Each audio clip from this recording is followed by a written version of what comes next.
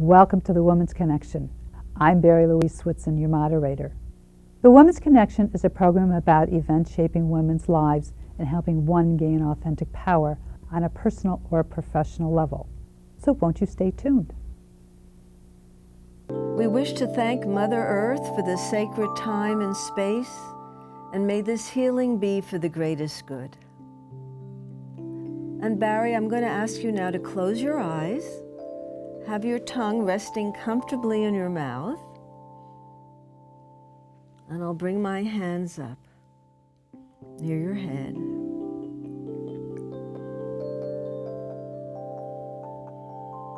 I'd like you to breathe out your distraction. And as you breathe in the green light of health and peace and wellness. Again, breathe out any distractions you have, Barrie. Pulling those abdominal muscles towards your spinal column. And then relaxing them as you breathe in this new healing light and energy. Allowing your breath to go deeply into your body, behind your belly button. Another time with intention, releasing further stress, tension, anxiety, pulling those abs towards the spine, and making room as you breathe in now for this new energy. I'd like you, Barrie, also to envision that there's a weight at the bottom of your spine and a golden hook coming down from the heavens, just holding your head gently erect. So there's this gentle tension throughout your whole spinal column. We can even have you sense that there are little weights in between each vertebrae, allowing the spinal column to expand and relax further.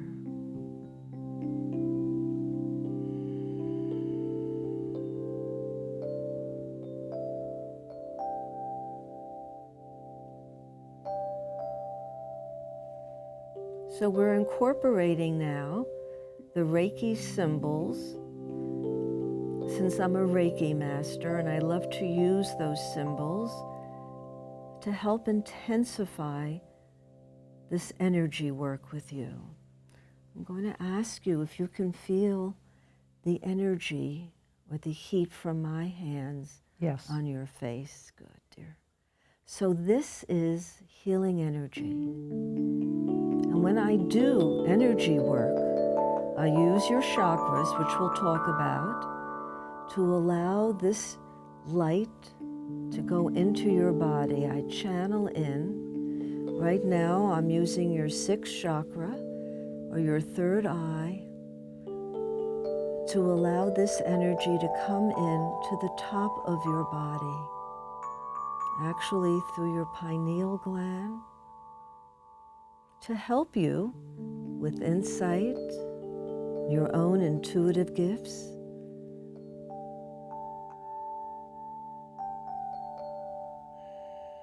Continue with your breath also. Again, breathing out any distraction and breathing in. We're using the color green to help invigorate you, bring more peace into your body. I'm going to go down to your fifth chakra. This is your throat. Here the color is blue, and it's a more refined, energetic of creativity, of speaking.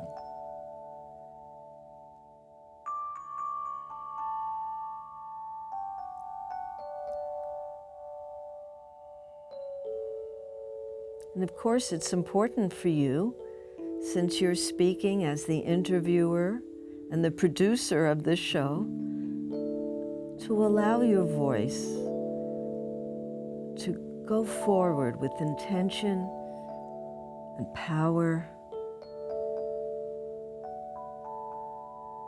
As we go down, I'm just going to do one more chakra, and that's your heart.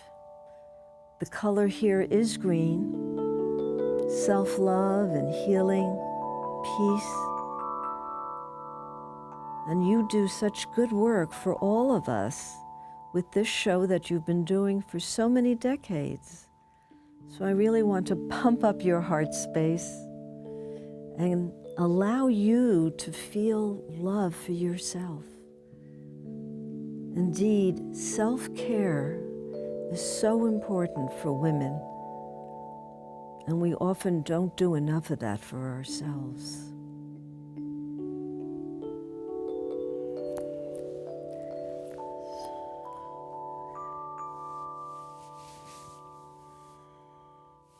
I'm going to ask you soon to open your eyes, but before you do, I want you to allow and to think about whatever you look at to come to gently meet you. I'd like you to continue focusing on your breath, on this green light coming in. Even with your eyes open, you're going to be doing, in a sense, an open-eyed meditation.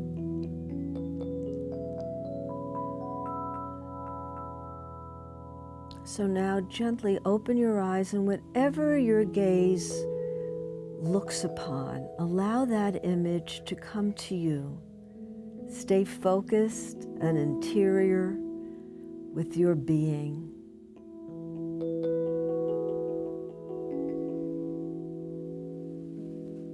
Now wiggle your toes so you're nice and grounded to continue on with this interview. Thank you, Barrie.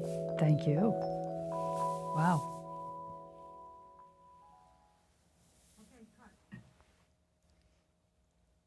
I just had some wonderful energy healing, and I can't tell you, I feel invigorated. And I would like to welcome a former guest back who just did it, Miriam Belov. And we're going to find out a little bit more about energy healing and health and how we can stay grounded. And I would like to welcome Miriam. Welcome back. Hi, Barrie. It's great to be here again. Great having you. I just feel really different. I mean, when you were touching me, it was like I was having chills through my body. Is that normal? Absolutely. Anything is normal. Okay. What's happening is, as I said, when we were doing that mini little healing session, the energy, I'm channeling energy into your body through various spinning wheels or chakras in your system. And some people feel it as heat, some people feel it as a chill, but the energy is going in. And I have to say, you look very... Open? Yes, open, yes. Oh, great. Okay, that yes. Sounds good to me. Well, you were here, it must be about 20 years ago, one of my first guests. Oh.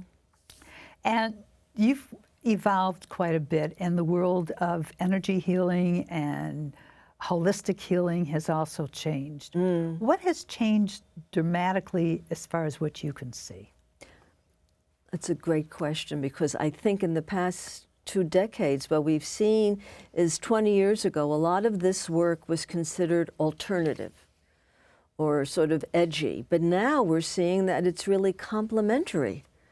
We're seeing it being used in hospitals, in corporations, all over the place. People are recognizing the need for using energy work, acupuncture, meditation. All of these things now are proven to help reduce stress, help us be invigorated. As you said, you felt so much better. And I think it's really important, the word complementary. We can use this together. In fact, I collaborate with lots of physicians because I feel it's really important. This is a mainstream movement, so to speak. When we were talking before, you said that you used a lot of this energy healing on your mother. Yes. Tell us a little bit about that as she was going through her transition period. Yes. transitioning into her passing over, let's say. So Kate, my mother, was 91 years old, and in 2013, it became evident that after a long life and a healthy life, even though she loved drinking lots of Coca-Cola and eating what I would call junk food, she was strong and had a good life. She had fallen in Paris 3 years earlier and broken her hip. And at that time, my brother said, she was 88, my brother said to me, well, Miriam, Mom's probably going to die now. And I said, no. Mom isn't ready, and I'm not ready for her to leave, and neither certainly was my daughter.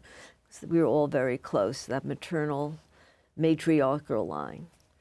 And so indeed, Mother recovered. I did Reiki work on her. I had taught her over the years some deep breathing. She drank more water than Coca-Cola, and things went well. But in the June of 2013, when she turned 91, it became clear to me that her energy and things were just not good anymore. And in fact, I called in hospice, and I was a little upset. I didn't like that idea, but the night before they came, I had a dream, and I'm a clairvoyant, so I had a dream in which my father and grandmother, Kate's mother, who had both been passed on years earlier and were in heaven, said to me, now you make sure that Katie is comfortable. And I was a little annoyed because I had been spending certainly the last decade making sure my mother was happy and comfortable. And I said, of course, you know I do that. That's part of my wonderful job. The next day, the social worker came from hospice, and the first thing she said to me is, we're here to make sure that the patient is comfortable. So when I heard that, Barrie, I knew this was the right path, that Spirit was giving me signs along the way. And when hospice came, they gave my mother 9 more days after their initial visit. And I said, 9 days? So I called everybody, my sister, her kids, my brother and his, everybody came. But Mom continued for another 2 months until August of that summer. And, but during that time, it did become clear that she was transitioning. And so I did do a lot of energy work on her. Even when she didn't seem to necessarily be conscious or joking or being, joking with wisecracks, which she always did. I would do that when she seemed to be sleeping, which she was doing, of course, more and more. And the atmosphere in her room became so refined and so remarkable because of all the meditation and the music that I played. And I brought in a lot of lavender scent that's very relaxing. I brought in flowers from the garden that she loved.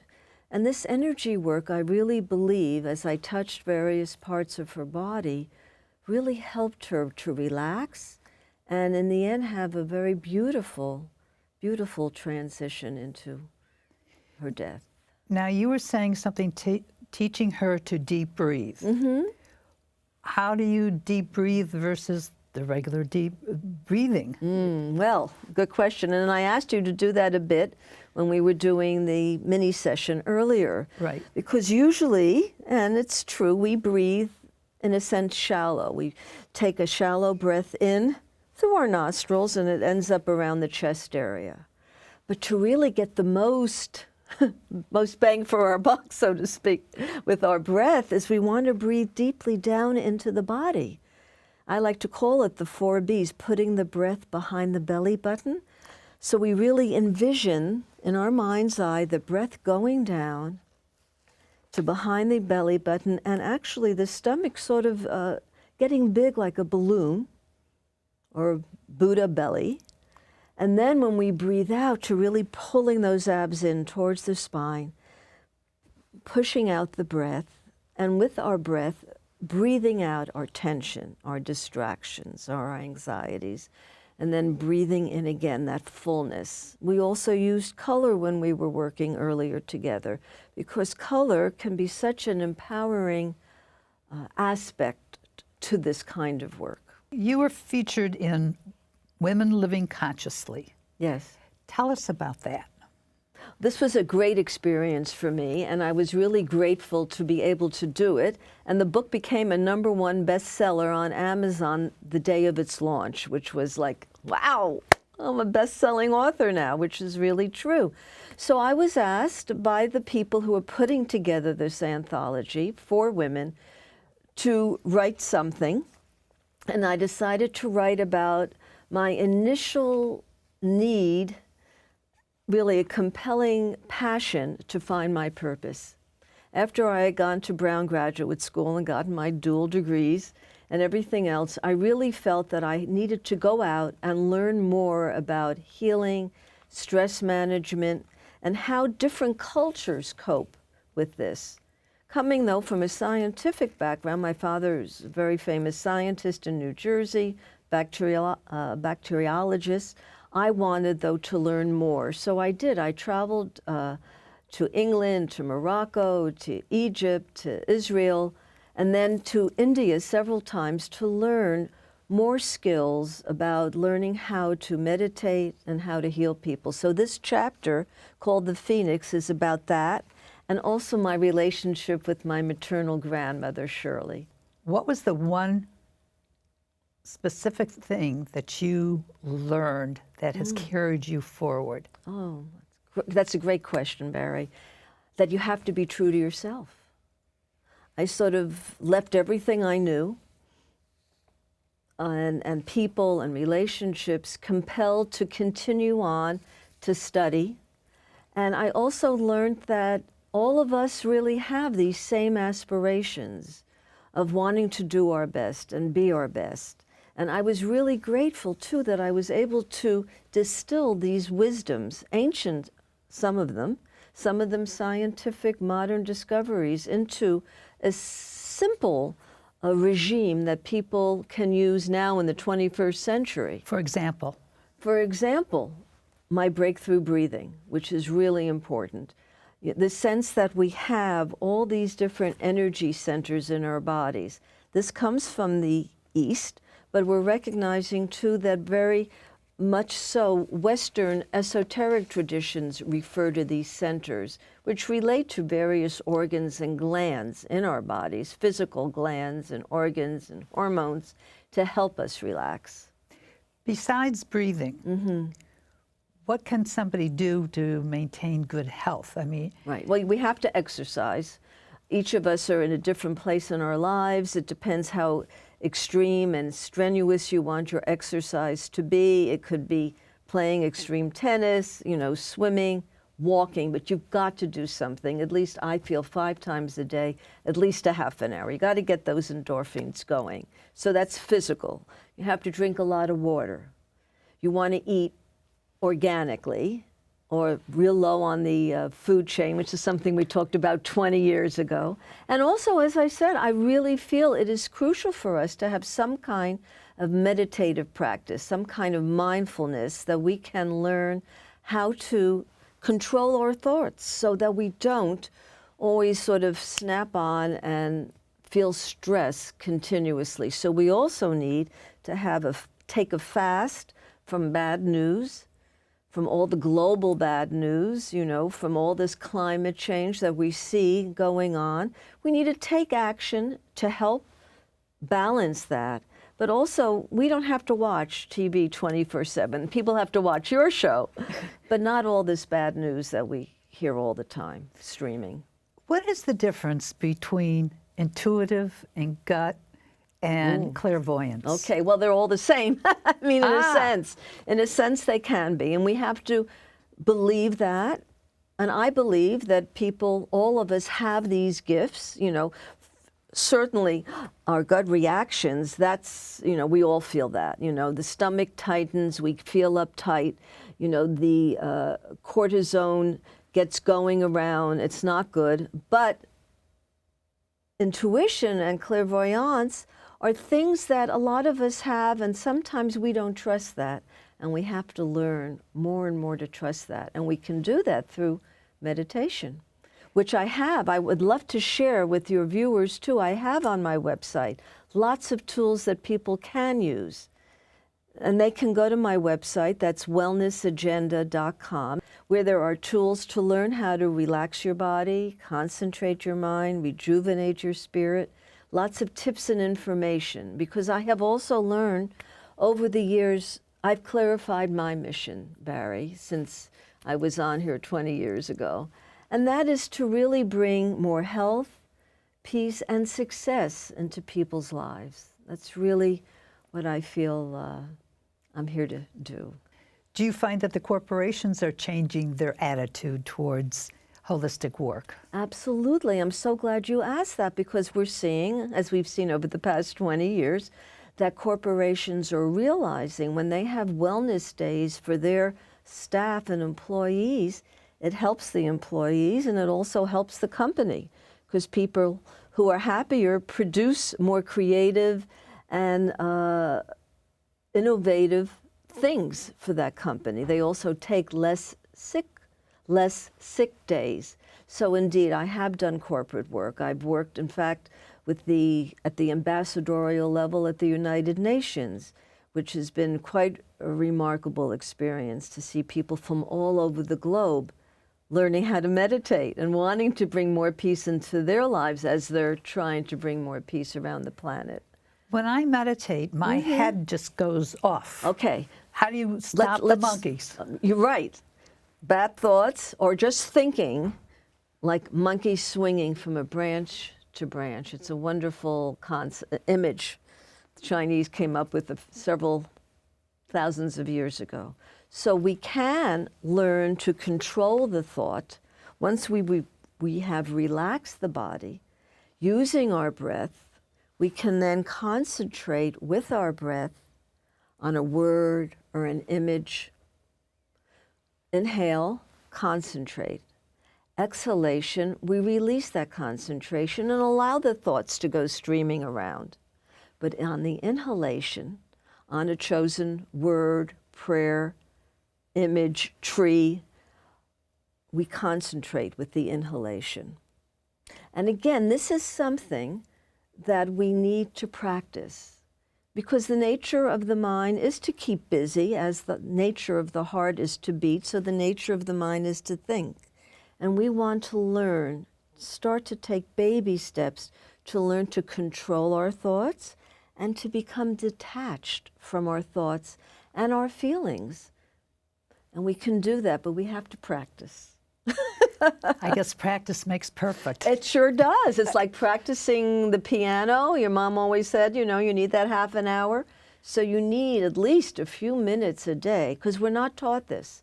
And our culture, which I learned, be it here in America or in South India, culture, drink coffee, keep going, keep busy. But these are silly little things just to keep us busy. And we need to step back and again, learn to practice these new skills of meditation, of mindfulness, of relaxation in the body, in the very cells of the body, feeling light and peace and a wideness that will help us to then go out and do that perfect action. Cook that perfect meal. Be that loving spouse, the great mother, the creative producer on this TV show. If you want to develop your intuition and gut, what would be the first thing that you do? I would tell your viewers to, again, I'm coming back to it, you need to spend some time alone. You need to start to get more in touch with your inner being, with that soul essence, with that essence that has reincarnated many lifetimes, and here you are, conscious, aware, seeking. But you need to pull back from the noise of life, from that busyness even of our own thoughts and emotions, and itching and everything else, and spend some inner time, becoming mindful. That's a real buzzword these days, but it's a good word, becoming mindful of who we are and what's going on internally. You incorporated energy healing. Mm-hmm. What made you do that? Well, it's a long story. Part of it's in my chapter in Women Living Consciously. Well, since I was 4 years old, I was clairvoyant and had precognitive dreams. And my maternal grandmother was very supportive of all of that. And over the years, I then started to see auras in my teenage years, and then things developed until, though, here I am on your TV show sharing these gifts, and also on radio. When you say you've done this all your life, did you feel odd? Did people question you? Or Absolutely, just say... absolutely. And it was a struggle for me to finally stand in my own power. And I think that people who do this, and we each have blocks and fears. I mean, of course I did, and I still do. But I finally said to myself, Miriam, Miriam, what are you waiting for? Your gifts are here. You want to serve. It's time. And so I started to create my own boundaries and beliefs and systems to empower me even further. And also people then came forward to help me progress on my path. This book, a second book was written also. That was another bestseller on pathways to vibrant health and well-being. There were lots of different organizations. I was Origin's wellness expert. I was also Shiseido's wellness expert, because these companies understood that women's wellness, and this was again 20 years ago, is crucial to outer beauty.